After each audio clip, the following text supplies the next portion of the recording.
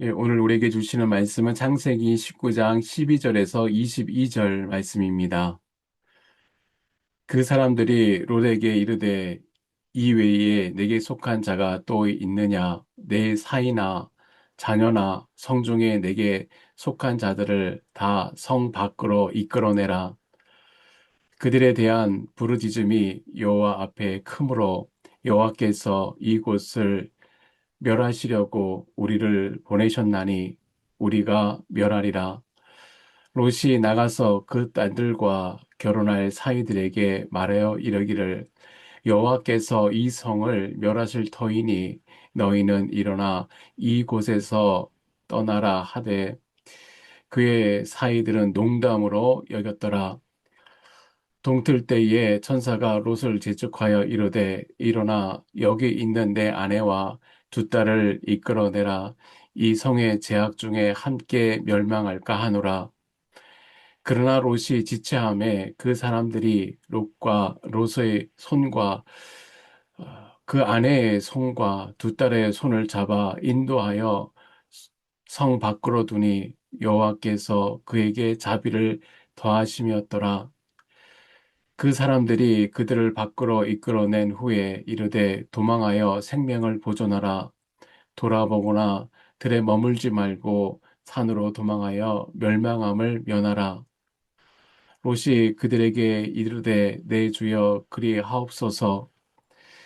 주의 종이 주께 은혜를 입었고 주께서 큰 인자를 내게 베푸사 내 생명을 구원하시오나 내가 도망하여 산에까지 갈 수 없나이다. 두렵건대 재앙을 만나 죽을까 하나이다. 보소서 저 성읍은 도망하기에 가깝고 작기도 하오니 나를 그곳으로 도망하게 하소서. 이는 작은 성읍이 아니니까 내 생명이 보존되리이다. 그가 그에게 이르되 내가 이 일에도 내 소원을 들었은즉 내가 말하는 그 성읍을 멸하지 아니하리니 그리로 속히 도망하라. 내가 거기 이르기까지는 내가 아무 일도 행할 수 없노라 하였더라. 그러므로 그 성읍 이름을 소알이라 불렀더라. 아멘.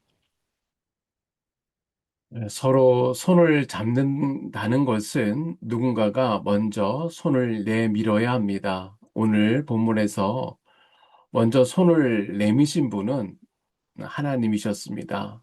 그리고 그 손이 향한 곳은 롯이었어요. 롯은 소돔에서 성공한 사람이었습니다.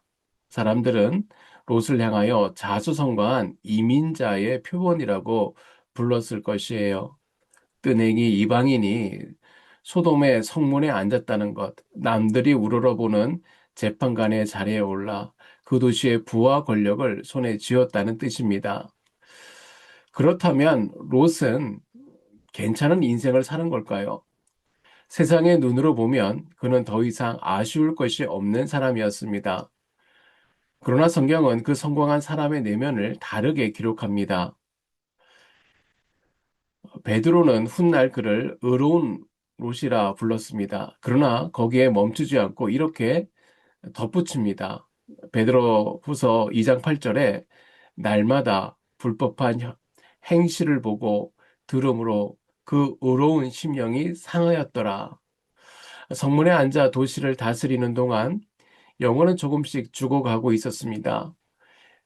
무언가를 다 가진 것 같았는데 무언가가 비어 있는 삶, 아무도 모르는 그 괴로움을 안고 롯은 소돔 성문 앞에 앉아 있었던 것입니다. 손을 내밀 것도 손을 잡아줄 사람도 없었습니다. 오늘 본문을 읽으면서 왜 하나님은 이미 모든 것을 가진 롯에게 손을 내미셨을까요? 그의 손을 왜 잡으셨을까요? 그리고 그 손은 롯을 어디로 끌고 갔을까요? 어, 오늘 본문은 그 이야기를 우리에게 들려줍니다. 첫째로 손을 내밀어도 잡지 않는 사람들이 나옵니다.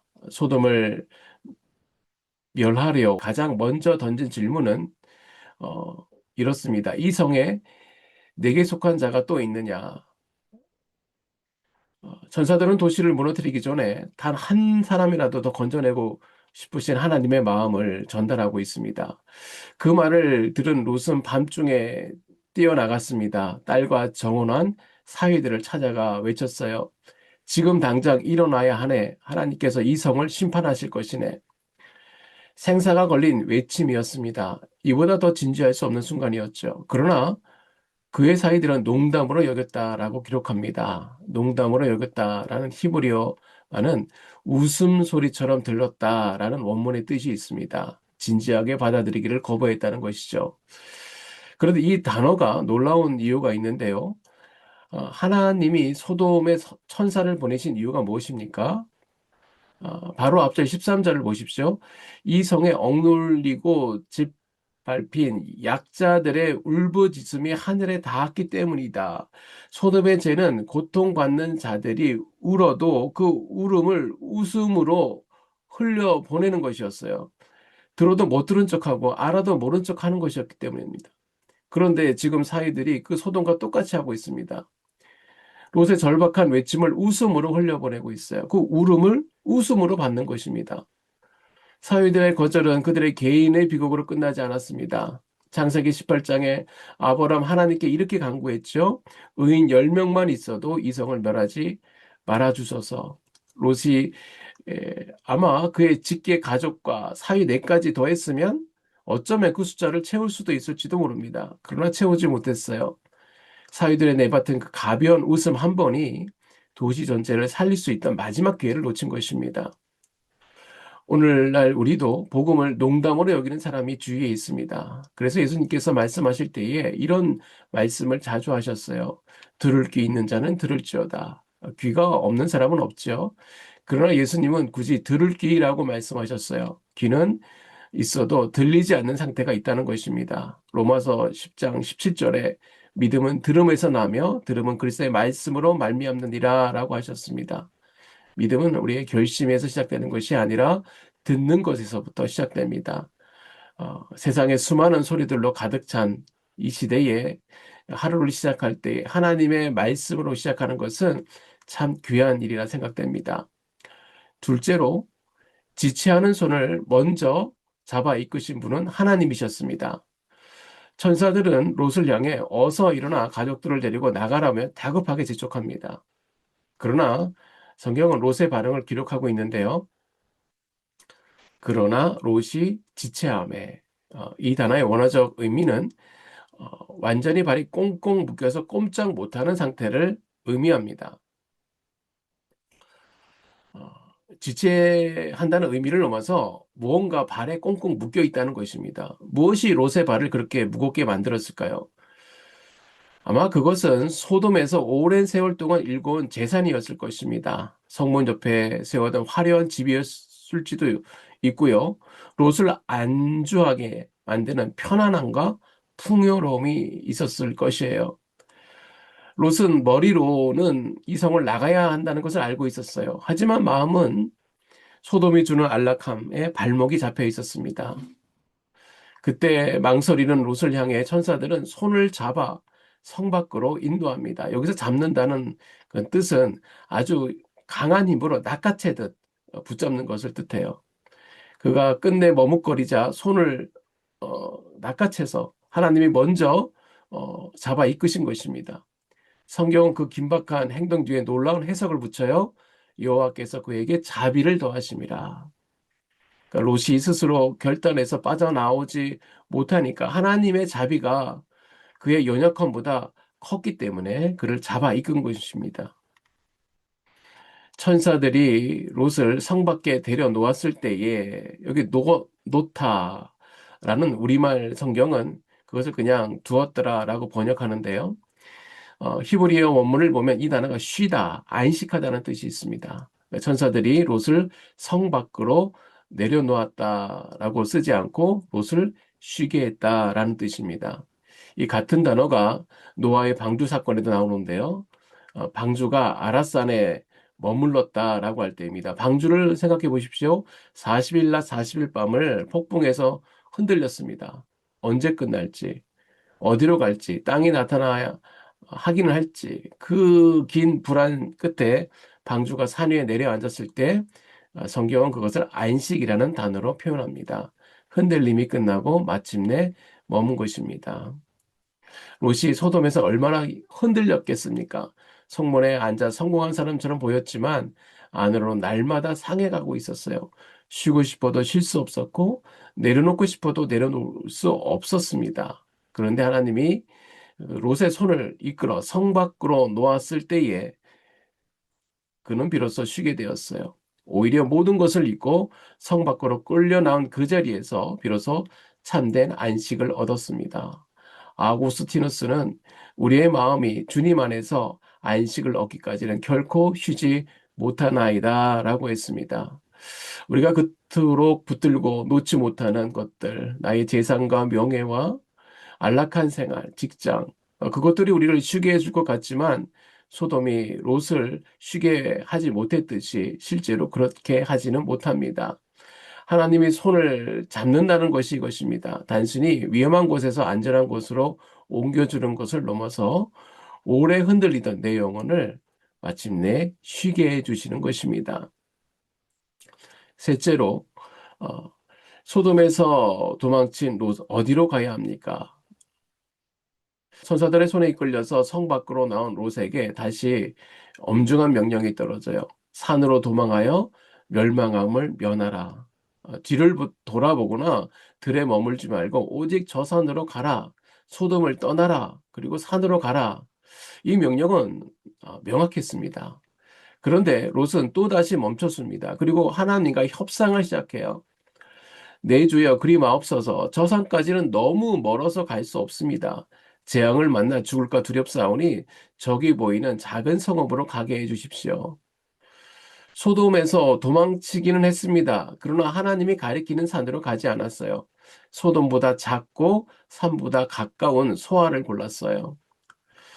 선택의 기준은 두 가지였습니다. 가깝다, 그리고 작다는 것. 어, 그것이 영적으로 안전한지 하나님이 기뻐하시는 것인지는 묻지 않았습니다.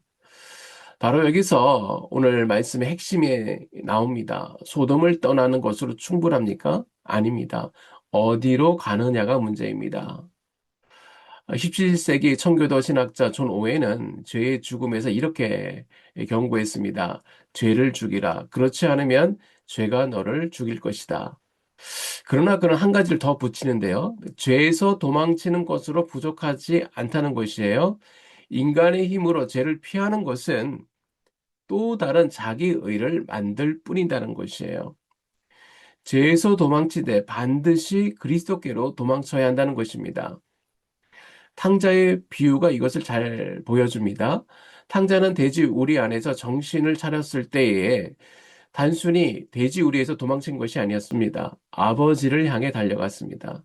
내가 일어나 아버지께 가리라. 만약 그가 돼지 우리에서만 떠나서 조금 더 나아 보이는 곳을 찾아갔다면 그것은 구원이 아니었습니다. 더 편한 소화를 찾는 것에 불과했을 것이에요. 탕자가 구원받은 것은 아버지의 집을 향해 방향을 돌렸기 때문입니다. 롯은 안타깝게 정확하게 이 함정에 빠졌어요. 소돔은 떠났습니다. 그러나 하나님의 산을 향해 달려가지 않았어요. 완전한 순종은 아니었지만 그래도 소돔보다는 나은 것. 하나님의 뜻은 아니었지만 그래도 내 형편에 맞는 것. 이것이 롯의 선택한 소알이었습니다. 그리고 이 눈은 낯선 눈이 아닙니다. 일찍이 아브라함을 떠나 소돔을 선택했을 때 그때 그 눈입니다. 사람은 쉽게 바뀌지 않아요. 위기 순간에도 은혜의 순간에도 롯은 여전히 롯이었습니다. 그렇습니다. 소돔을 피하는 것으로 충분하지 않습니다. 그리스도를 바라보는 것이 핵심입니다. 그리스도께 시선을 고정할수록 소알의 매력은 소돔의 유혹도 사라집니다. 도망치는 것이 아니라 그냥 달려가는 것이 아니라 피하는 것이 아니라 향하는 것. 그것이 바로 그리스도인의 삶입니다. 어, 말씀의 결론입니다. 오늘 본문에서 만난 롯의 모습은 좀 민망합니다. 더 잘 살기 위해 삼촌을 떠나 제약된 도성 소돔을 선택했어요. 성공하여 재판관의 자리에 올랐지만 정작 그의 영혼은 날마다 상해가고 있었습니다. 심판의 경고를 전할 때 사위들에게 비웃음을 샀고요. 불과 요항이 떨어지기 직전에 머뭇거리며 지체했습니다. 겨우 천사들에게 이끌려 성 밖으로 나와서 하나님이 가라는 산 대신에 자기 눈에 편한 소아를 선택했습니다. 아무리 눈을 씻고 찾아봐도 롯에게 구원받을 만한 단 하나의 자격도 근거도 보이지 않았습니다. 그런데 놀랍게도 롯은 살아남았습니다. 비결이 무엇일까요? 성경은 창세기 19장 29절에 그 비밀을 알려주는데요. 하나님이 아브라함을 생각하사 롯을 그 엎으시는 중에서 내보내셨더라. 그러니까 롯이 잘해서가 아니었어요. 하나님이 아브라함을 생각하셨기 때문입니다. 롯은 아브라함이라는 거대한 축복의 뿌리에 붙어 있었던 연약한 가지예요. 가지는 말라 비틀어져 가고 있지만 뿌리가 살아 있었기에 하나님의 자비라는 수분이 그 가지까지 끝까지 닿게 된 것입니다. 그런데 이 이야기는 단순히 좋은 삼촌을 두라는 교훈에서 끝나지 않습니다. 사도 바울은 갈라디아서 3장 16절에 이 언약의 비밀을 우리에게 알려주는데요. 하나님이 아브라함에게 복을 약속하실 때 자손들이 아니라 내 자손, 한 사람이라고 말씀하셨는데 그 한 사람, 그 한 씨가 바로 예수 그리스도라는 것입니다. 오늘 본문에서 우리는 세 종류의 손을 보았습니다. 구원의 손을 웃음으로 부르친 사위들의 손, 그리고 소돔의 것들을 붙들고 지체하던 롯의 손, 그리고 내미셔서 강하게 붙잡으신 천사의 손, 그 손 뒤에는 하나님의 자비가 있었습니다. 하나님의 자비의 손에 붙들릴 때 비로소 참으로 쉬게 되는 것입니다. 오늘도 주님이 예비하신 참된 안식의 산에 올라 주님의 주시는 은혜를 누리는 저와 여러분 되시기를 소망합니다. 다 같이 기도하시겠습니다. 하나님 아버지, 감사합니다. 참, 우리의 삶을 돌아보면 롯처럼 성문 앞에 앉아 겉으로 모든 것을 가진 듯 살았습니다. 그러나 나의 속마음은 언제나 흔들렸고 또 쉬고 싶어도 쉴 수 없었고 내려놓고 싶어도 내려놓지 못하는 삶을 살았습니다.